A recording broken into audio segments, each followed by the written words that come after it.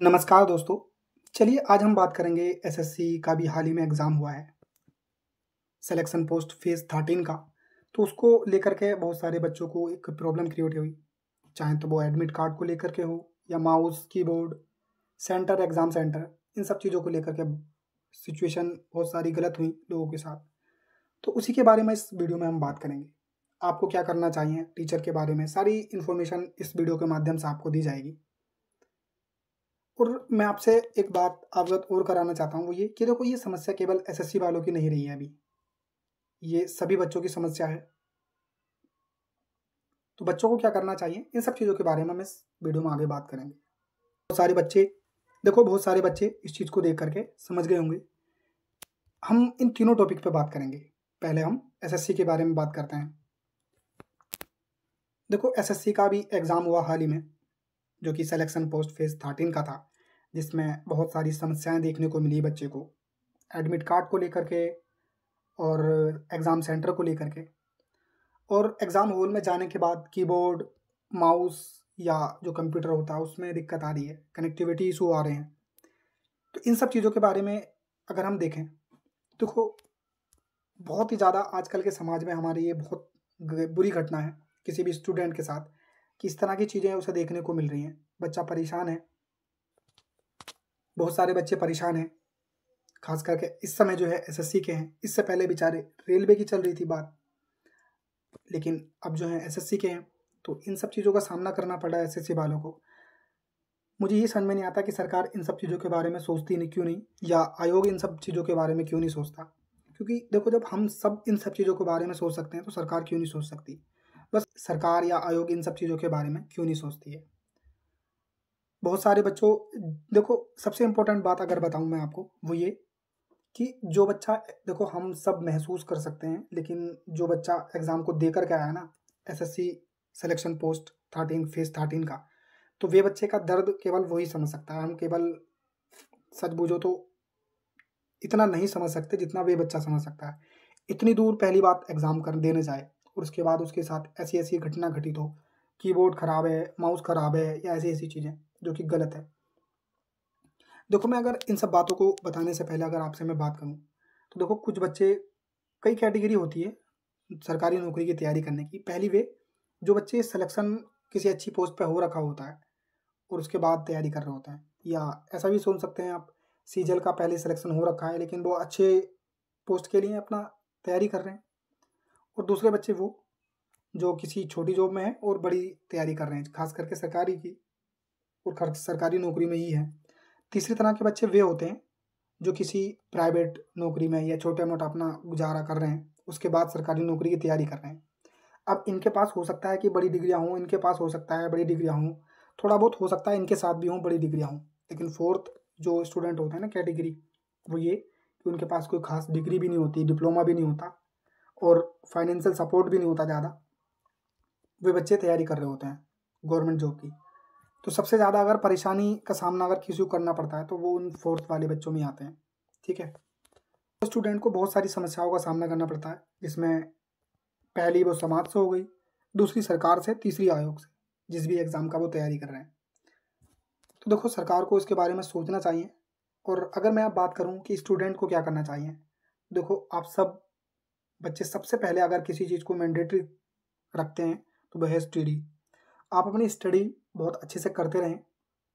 कहने का मतलब ये है कि देखो, सारे टीचर इस चीज़ में मुहिम में साथ हैं, तो आपको बिल्कुल भी परेशान होने की ज़रूरत नहीं है। आपका फ़र्ज़ बनता है कि आप टीचर के साथ रहें, टीचर आपके साथ रहें। टीचर का जो कर्तव्य है वो सब कर रहे हैं, आपका जो सब कर्तव्य है वो सब आप करें।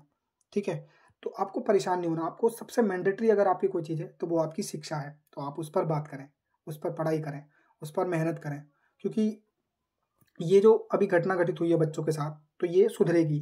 ठीक है, क्योंकि अब सारे टीचर इस मुहिम में साथ हैं और बहुत ज़्यादा मेहनत भी की गई है बहुत सारे टीचरों के द्वारा। माननीय अविनय सर, जैसे कि आप लोग सभी जानते हैं।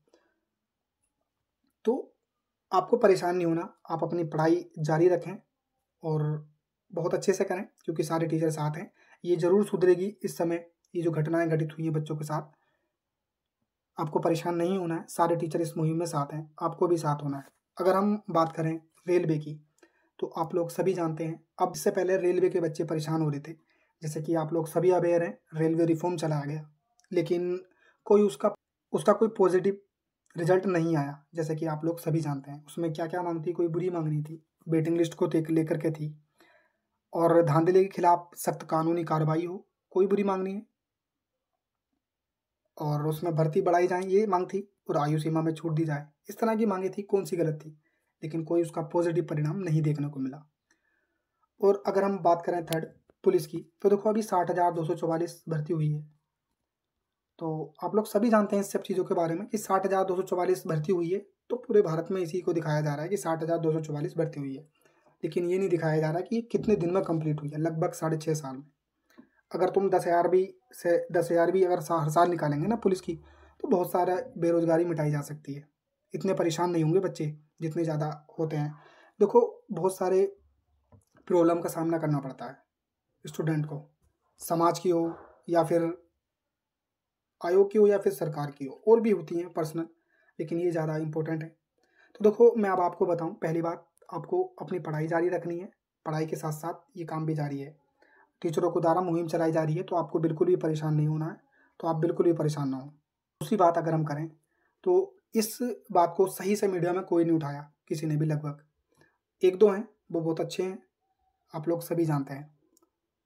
और किसी भी मुद्दा हो स्टूडेंट का, कोई भी मीडिया ज़्यादातर नहीं उठाती है, 1-2% बंदे होते हैं जो उठाते हैं, बाकी और कोई नहीं। बाकी सबको ऐसी चीज़ें चाहिए जो मनोरंजन वाली हो, ना कि किसी के भविष्य की।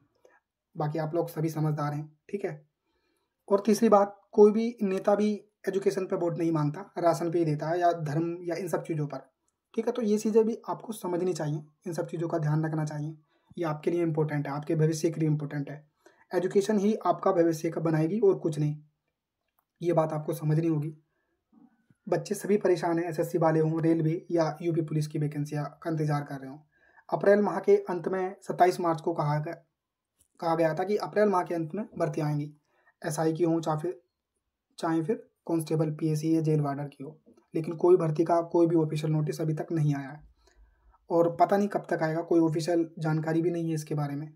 तो और सरकार का भी कोई ध्यान नहीं है, मैं बता सकता हूँ, क्योंकि इस समय कुछ ऑफिशियल है नहीं इसके बारे में जो कि बताया जा सके। बच्चे परेशान होते हैं, कमेंट भी करते हैं इन सब चीज़ों के बारे में कि भर्ती कब तक आएंगी, पर कोई ऑफिशियल जानकारी इसकी अभी तक है नहीं। तो देखो आपको क्या करना चाहिए, आपको सभी टीचरों के साथ रहना चाहिए, सभी टीचरों का साथ दें आप भी। सारे टीचर इसमें मुहिम में लगे हुए हैं और वो बहुत मेहनत कर रहे हैं, उनको सभी टीचरों को बहुत बहुत धन्यवाद इन सब चीज़ों के बारे में जो बच्चों का मुहिम चला रहे हैं। आपकी राय इस वीडियो के कमेंट बॉक्स में ज़रूर दें, क्योंकि आपका सारा जो भी कमेंट होगा उसमें जो भी लगेगा मुझे कि हाँ ये इंपॉर्टेंट पॉइंट आना चाहिए था, तो वो मैं वीडियो में बना करके बताऊंगा। सारे टीचर साथ हैं, आपको भी साथ आना चाहिए और अपना फीडबैक ज़रूर दें। जय हिंद, जय भारत।